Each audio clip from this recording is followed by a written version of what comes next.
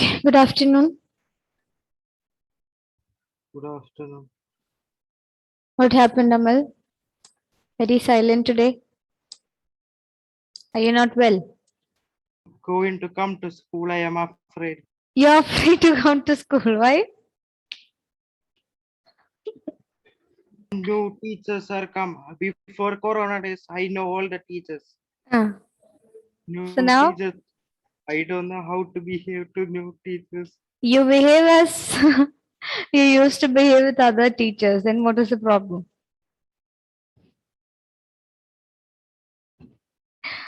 Your face looks very worried.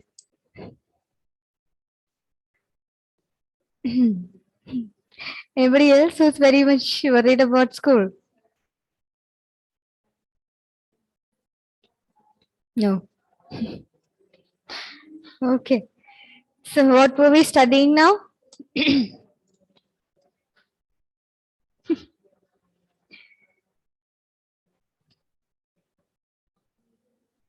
What were we studying about? The characteristics that influence the perception of the perceiver. Okay, we were studying about the perceiver itself, isn't it? The perceiver's characteristics that might influence the perception or the perceptual processes. So first one we saw about motivation. Second one was about expectations of perceptual set. Now the third point is, please note down.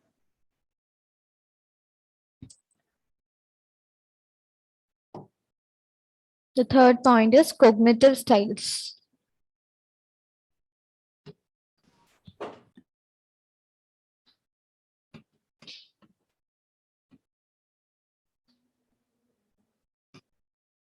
Cognitive styles.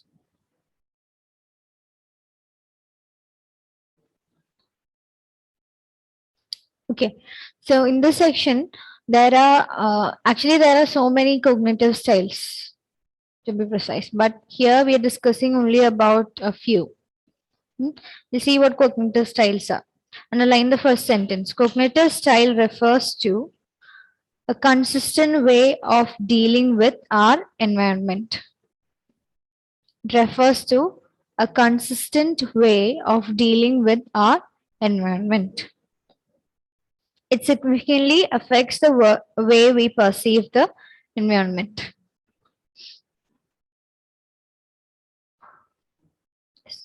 So there are different thinking patterns that we involve in, isn't it? Like when there is a particular stimulus that is coming in, it provides us with sensation. We attend to that information, then we engage in this meaning making process or the interpretation. Okay, we actively engage in that. Now, there are different ways in which we do this. Some of us focus on a particular set of characteristics, some of us focus on the different set of characteristics. So based on that, we have different cognitive styles. Okay. Now here, one most extensively used in studies is the field dependent and field independent cognitive style. Underline that. That's the set of cognitive styles that we are going to study in this section. These are just two among the several other cognitive styles that are present. Okay, field dependent and field independent.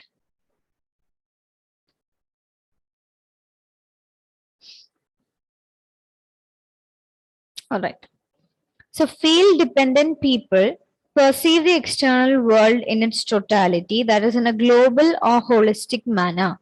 So the individuals who use the first one, that is field dependent,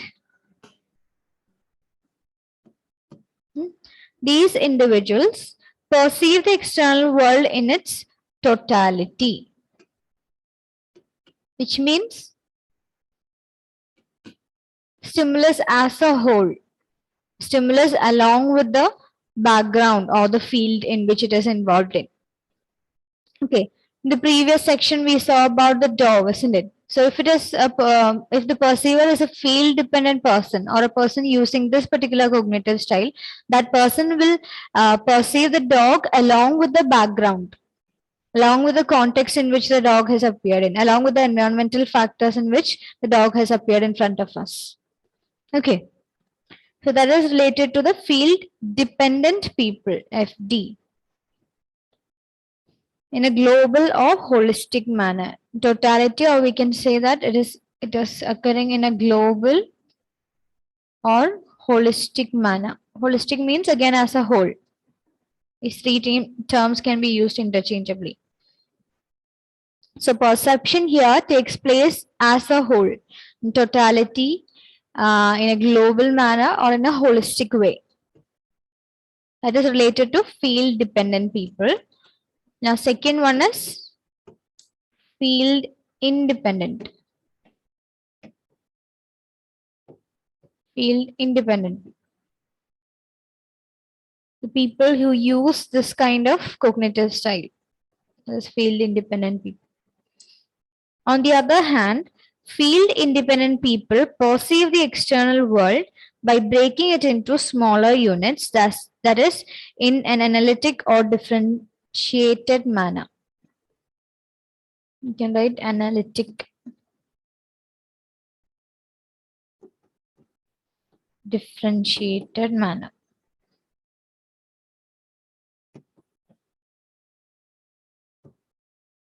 Analytic or differentiated manner.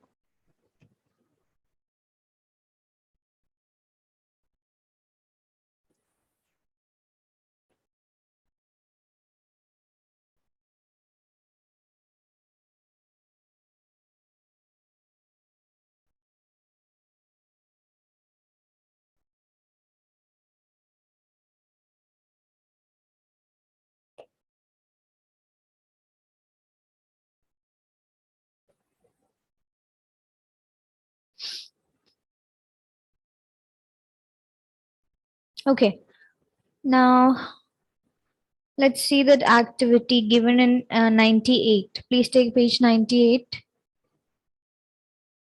Can you see that figure 5.5 on the right side? Can you see triangles in it? Yes. Yes or no? Can you see a triangle that is not marked in blue? Yes. Now, apart from those geometrical figures, what can you observe there? Can you see a 3D image, 3D object? Yes, isn't it? So those who focus on this particular triangles, and if they don't see that hidden triangle, which is not colored in blue, they are tend to be field dependent or independent.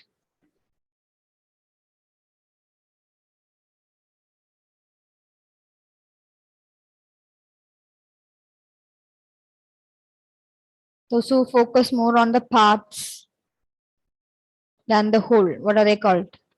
Or what is that style called? Is it field dependent or independent? D or I?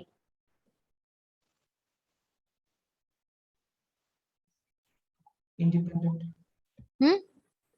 Independent. Independent. Okay, because they are focusing more on the parts and not as a whole.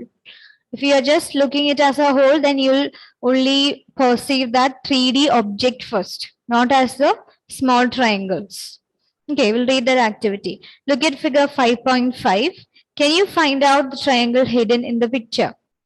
How much time do you take to locate it? Try to find out the time other students of your class take to locate the triangle. Those who can do it quickly will be called field independent. Those who take long time will be called field dependent. Okay, that is the difference. So this is about cognitive styles, and this is the third part in terms of perceiver. This is the third point. Now the last one that we're discussing in the section is cultural background and experiences. That's a very easy and common point. Write down the next one. Cultural background and experiences. Cultural background and experiences.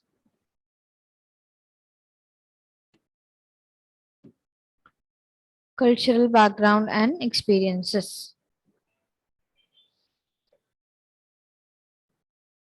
Yes. When we started to learn different concepts in psychology, I told you in most of the chapters, we learn about the cultural differences of that particular variable uh, in terms of culture or culture background, isn't it? Like, where did we learn about culture before? Hmm? Where did we learn about culture before? Or have we learned about culture before? I think chapter 4 human In human development, we learned. Okay. Then, where else? In human development itself, towards the end of the chapter, we learned about death, isn't it? After old age. And we saw how death is viewed differently in different cultures. Gone culture and Kannada. yes, Tanala culture. Yes. Yeah. Just like that, we learned about the cultural basis. Remember? Cultural basis of human behavior. Biological and cultural. We learned two bases and one was cultural among them. So in that also we learned what are the different factors that keep on differing in terms of culture. So here also the perceptual processes are influenced by different cultures or based on cultural backgrounds. The way we perceive things, that will be based on different cultural influences also. So let's see what happens there. So different experiences and learning opportunities available to people in different cultural settings also influence their perception. Underline that. Read it once more. Different experiences and learning opportunities available to people in different cultural settings also influence their perception. Which means even the customs, the traditions that we follow, all these are part of our culture only. And those factors might influence the way we perceive things or we make a meaning out of the stimulus in front of us. Okay, that is the point mentioned here. Then people coming from a pictureless environment fail to recognize objects in pictures. Hudson studied the perception of pictures by African subjects and noted several difficulties. Underline that name, Hudson. There was a study conducted by this person, and the topic of the study was the perception of pictures by African subjects. Okay, and noted several difficulties. Many of them were unable to identify objects depicted in pictures, example, antelope, spear, etc. They also failed to perceive distance in pictures and interpreted pictures incorrectly. Interpreted pictures means they understood pictures in a very different way, which was incorrect, which was away from the real ones, away from the real meaning of the picture itself. We're talking about African subjects in the study. Okay. They also fail to perceive distance, or also was this problem. Then Eskimos have been found to make the fine distinction among a variety of snow that we may be unable to notice. Excuse me.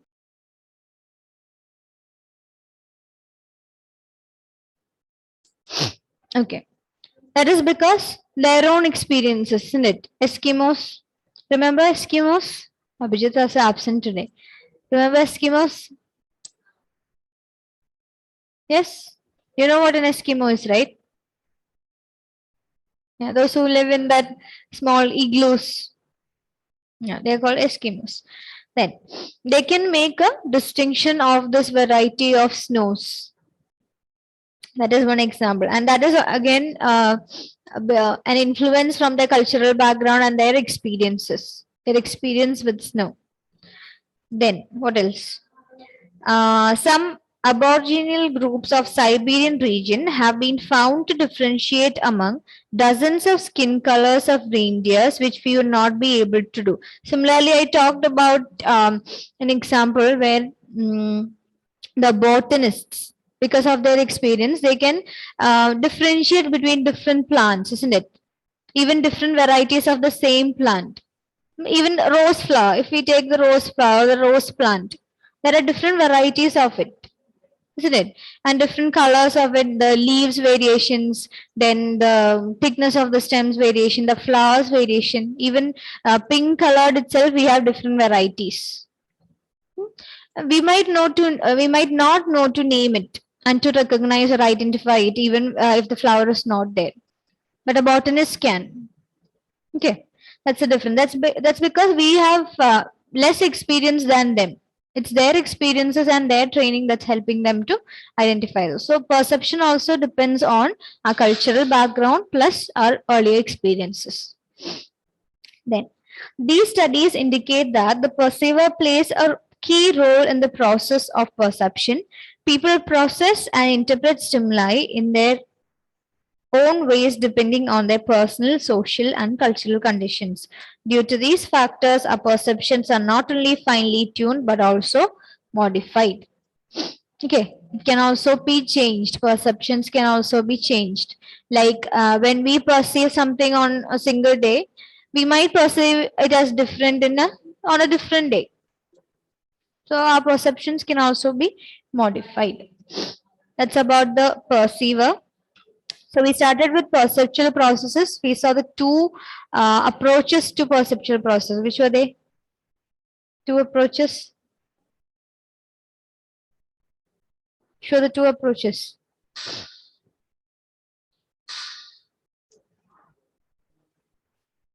Which were the two approaches? Ma'am, field independent and dependent. No, before that, you missed last class now. Bottom up. Top. And bottom up and top down processing. Then we learned about the perceiver, the four factors: motivation. Then we have expectations or perceptual sets, cognitive styles, and cultural background plus experiences. Fine. Now, next, we are going to see the principles of perceptual organization. Principles of perceptual organization. And before that, we'll see an introduction to that portion. And just turn the pages and see. After that, we are going to see perception of space, depth, and distance. Two types of cues, two category of cues will be discussed. Then we have perceptual constancies. Then illusions. With that, we'll complete this chapter. Okay, so all of this is related to our perceptual processes. Now, principles of perceptual organization. Before going into that, remember Gestalt psychology? Yes, what was the theme of Gestalt psychology? The whole is bigger than the sum of its parts. The whole is bigger than the sum of its parts. And what does the term Gestalt mean?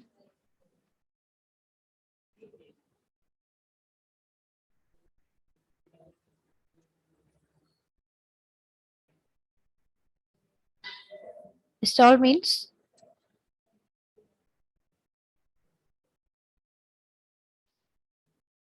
Basic form or shape, isn't it? Yeah. So we have different principles in Gestalt psychology.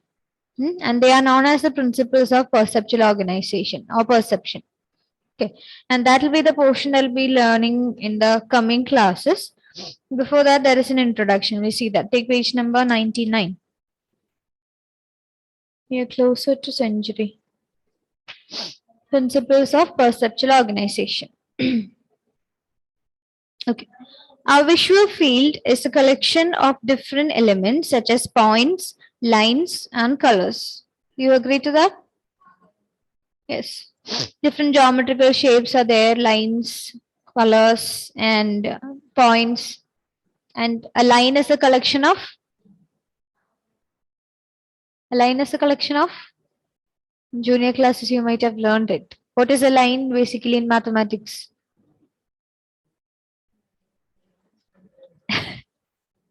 Please don't bring in mathematics to psychology.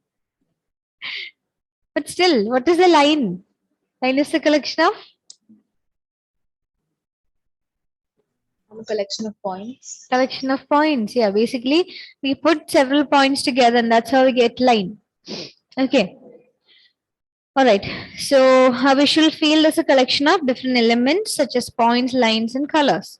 However, we perceive these elements as organized wholes or complete objects. As in, look here.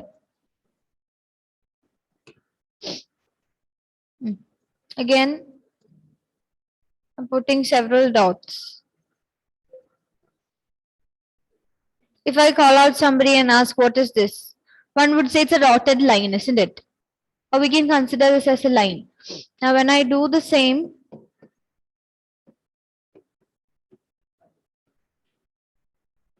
like this, what do you see here?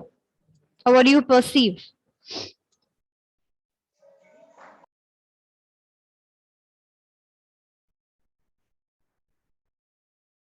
Is it too difficult to perceive? I know my drawings are It's a bad. triangle. Huh? It's a dotted triangle. It's a dotted triangle. Or basically, if I ask to a school going student, a very small kid, they would say it looks like a triangle. And instead of perceiving these as single dots, we are perceiving it as a whole, isn't it? That is the theme of Gestalt psychology and the principles of it coming up.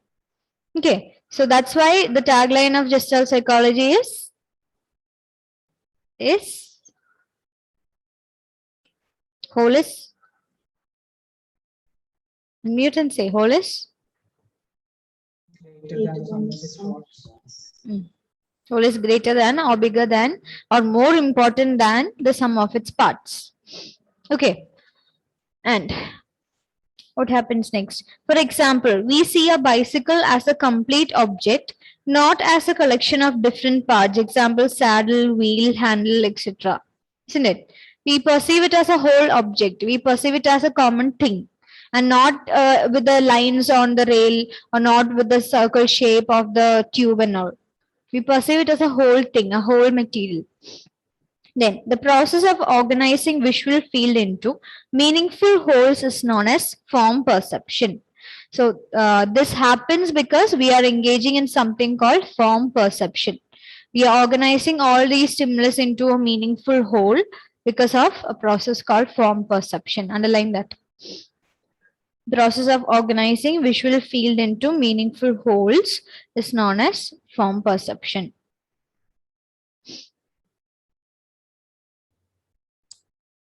Then, you may wonder how different parts of an object are organized into a meaningful whole. You may also ask if there are certain factors that facilitate or inhibit this process of organization. Even if you ask, the answer is yes. We have different factors that are influencing this perception. Some of the factors we have already discussed. The rest we'll see here. So several scholars have tried to answer such questions, but the most widely accepted answer has been given by a group of researchers called Gestalt psychologists. So the most evident or the most famous explanations were given about perception by Gestalt psychologists. That's why we have what do you call the principles of perception as given by Gestalt psychologists. Prominent among them are Kohler, Kafka, and Wertheimer. It is Wolfgang Kohler, Kurt Kafka, and Max Wertheimer. They are the ones. Please underline those names. We learned that when we learned schools of psychology. Remember? Yeah. Gestalt means a regular figure or a form. Underline that also. Gestalt. That term means a regular form or a figure. According to Gestalt psychologists, we perceive different stimuli not as discrete elements, but as an organized whole that carries a definite form. Again, the same tagline. Okay, the whole. We perceive everything as a whole, not as single elements or not as single units. They believe that the form of an object lies in its whole, which is different from the sum of the parts. For example, a flower pot with a bunch of flowers is a whole. If the flowers are removed, the flower pot still remains a whole. It is the configuration of the flower pot that has changed. Flower pot with flowers is one configuration, without flowers is another configuration. Even if flowers are taken out, we perceive it as a pot itself, isn't it? And if flowers are there, we perceive it as a pot full of flowers. That's the only difference that's coming in there. Okay. Then the Gestalt psychologists also indicate that our cerebral processes are always oriented towards the perception of a good figure, or it is called pragnance. Underline that, good figure. That is called pragnance.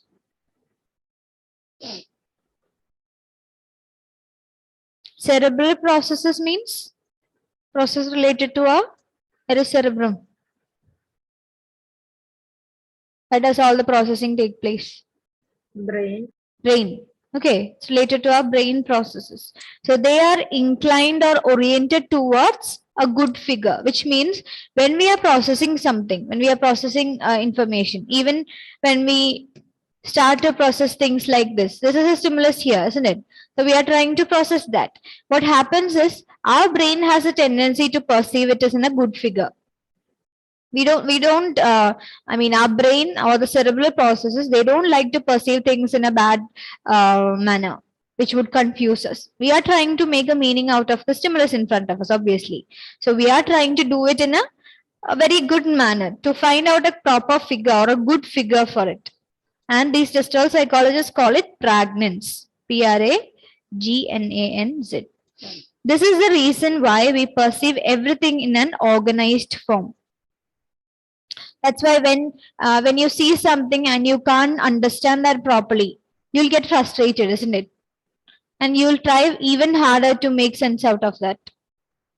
That's because our brain is mechanized in such a way that we have to perceive it in a good form. It's because of this perceptual organization. Okay. Now, the most primitive organization takes place in the form of figure ground segregation. Figure ground segregation means, like, you can see the screen, no? Clearly. I'm going to add a shape here. Okay. Now here, if this is the stimulus in front of you,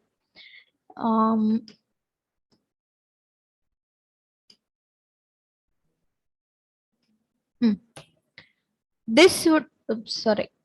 Yeah, this would form this particular, what is the shape? Star. Yeah, this would form the figure and this would form the background or the ground. Okay, so we tend to perceive the figures in terms of the background also. Figure ground relationship. That is the concept. Figure ground segregation. What do you mean by segregation? Segregate means? Separate. Separation, to differentiate. So we can differentiate the star from the background, isn't it? Now, if the star was of the same color, would we be able to do it? You won't be able to differentiate it, isn't it? Now, if there are 10 individuals, not 10 individuals, maybe some 150 individuals in a hall, all of them are wearing black. And only one individual is wearing red. Okay, we can easily differentiate that person from the rest of them, isn't it? And even if you go home, you would be remembering that person who wore, or you will have that visual image still in your mind of that person who wore red.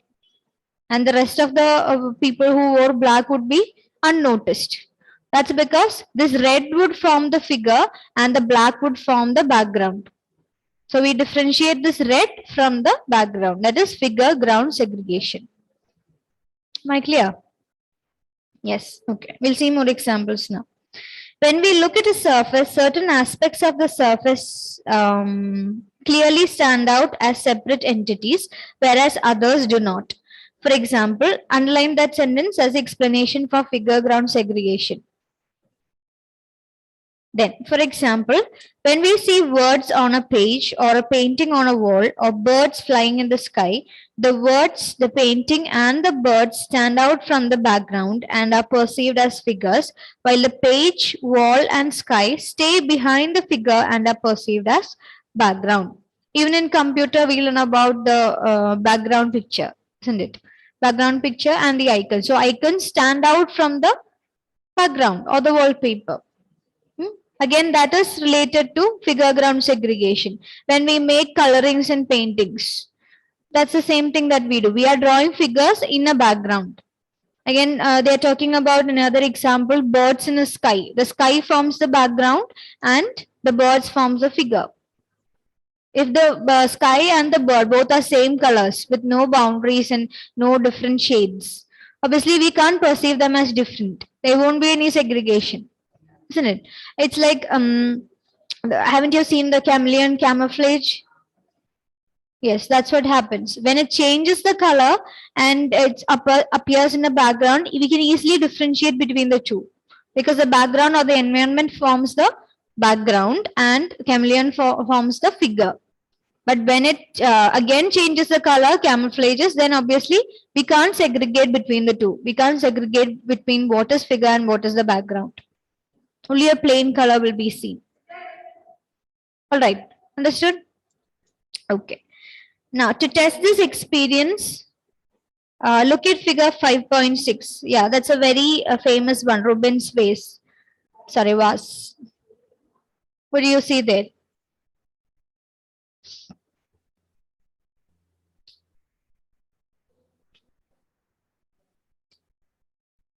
If this picture, I'm taking a black chart and I'm pasting this picture there. We are more likely to see a flower vase in the middle, a white colored one.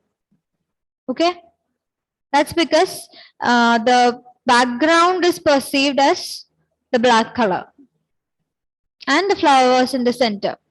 Now, if I stick the same in a white chart paper, I'm most likely to see what? You might have seen that by now. Not seen, you might have perceived that by now. What is it? And we'll see the faces. Two faces looking face to face each other. Isn't it? So that is the difference. So the same figure can be a background at the next time. The same background can be a figure at the another time, depending on the other stimulus around. Okay.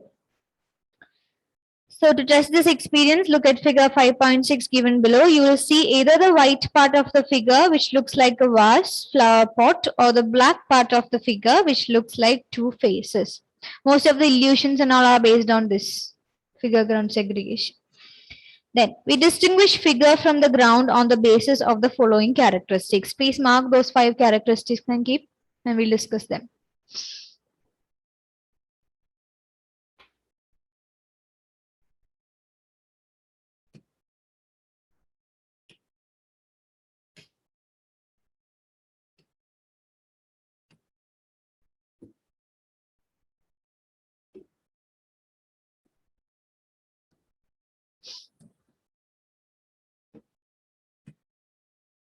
Okay.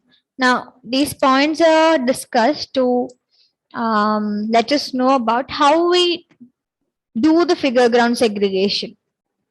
Okay, or the figure and the how we separate between the figure and the background, or the object and the background. First point is figure has a definite form while the background is relatively formless. That's already understood. The figure will have definite form.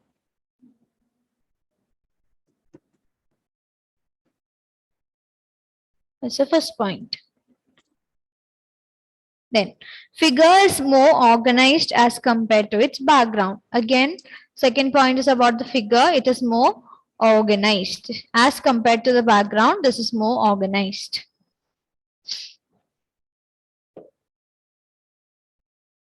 Then the third point, figure has a clear contour. Contour means the outline or the boundary. Okay, or the limits that are set for the figure. So figure has a clear contour while the background is contourless. Again, when we look back at the example of the bird and the sky is limitless, isn't it? When we look at the sky, the bird has a proper background. Sorry, not the background, the proper contour or the boundary. Even if we try drawing sky and the birds in it, sky is limitless. We don't have to draw a boundary for that. But we can draw the bird's contour, that shape correctly. So that is the third point. Figure has a clear contour. Contour means the outline or the boundary. Figure has a contour.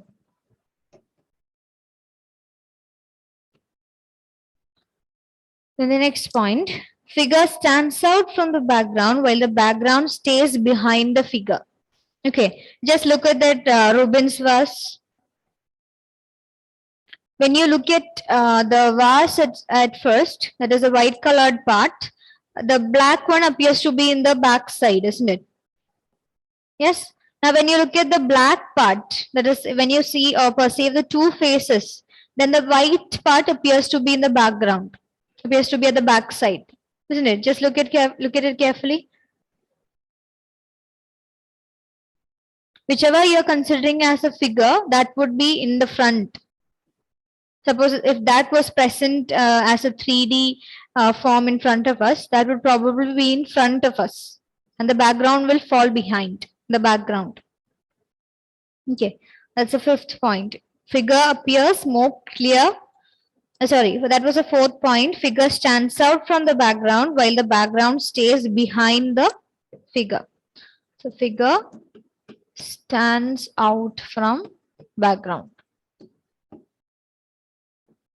Fourth point. Now, fifth one is figure appears more clear, limited, and relatively nearer, while the background appears relatively unclear, unlimited, and away from us. That means again the figure is more clear, then limited,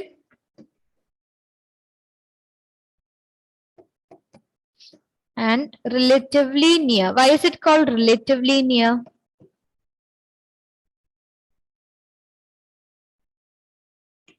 Why would it be called relatively near? Nearer.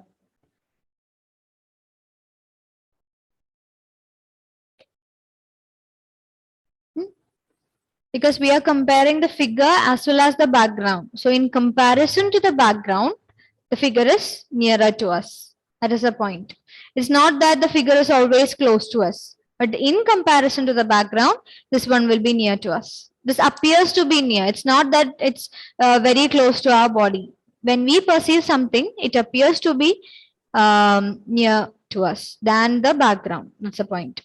Okay, so these are the 5 points with which we do the figure ground segregation.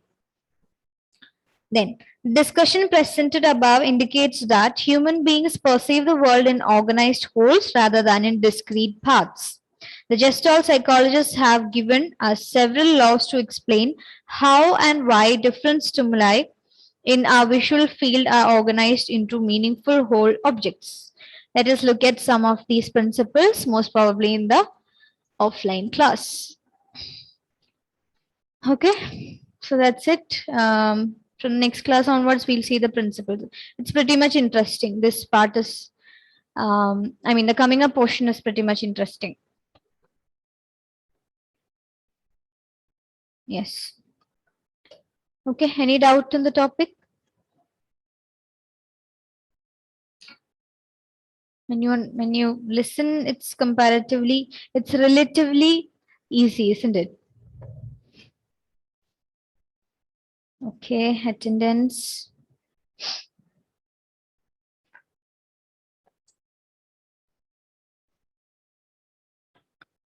Abdul Hasif, absent. Abhinav, absent. Alina,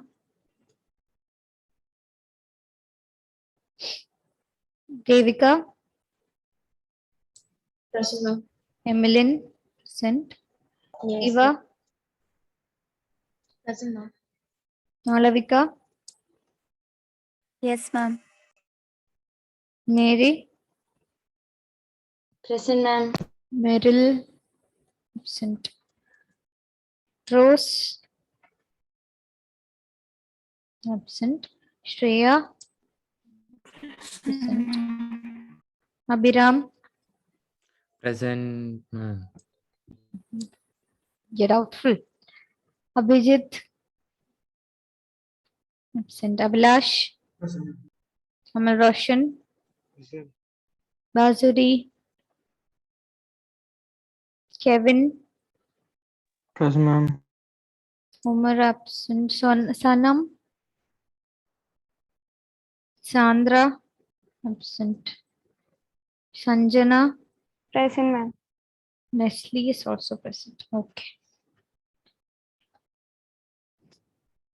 Yeah. So we are finally winding up the online class. See you. Thank you.